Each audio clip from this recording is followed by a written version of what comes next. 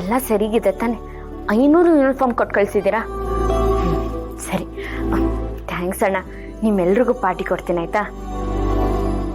ಹೌದು, ಇದಕ್ಕೆಲ್ಲ ನನ್ನ ಅಜ್ಜಿಬಣ್ಣೆ ಕಾರಣ. ಅವ್ರಿಗೂ ಥ್ಯಾಂಕ್ಸ್ ಹೇಳ್ತೀನಿ.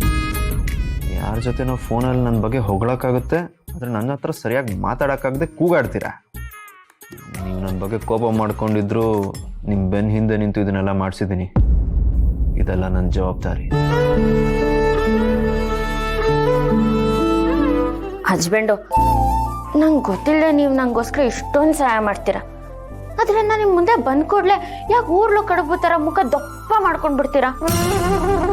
ಏನು ಫೋಟೋ ಅಲ್ಲಿ ಗುರಾಯಿಸ್ತಿದ್ದೀರಾ ಅಲ್ವಾ? ತಾಕತ್ತಿದ್ರೆ ನನ್ನ ಮುಂದೆ ಬಂದು ಗುರಾಯಿಸಿ.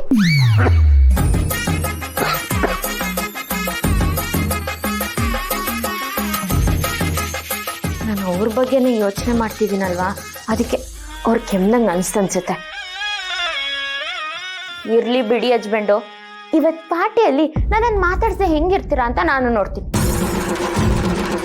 ನೀವು ನನ್ನ ಮೇಲೆ ಎಷ್ಟೇ ಕೋಪ ಮಾಡಿಕೊಂಡ್ರು ನಿಮ್ಮ ಮುಖ ಮಾತ್ರ ಮುದ್ದೆ ಥರ ಮುದ್ದಾಗಿರುತ್ತೆ.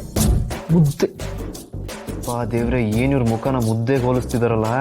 ನೀವನ್ನ ನೋಡ್ತಿದ್ರೆ ಏನು ಮಾಡಬೇಕು ಅಂತ ಅನ್ಸುತ್ತೆ ಗೊತ್ತಾ? ಹೇಳ ಬೇಡವಾ? ಅದೇನಂತ ಹೇಳ್ರಿ. ಹೇಳಲ್ಲ, ಇರಿ.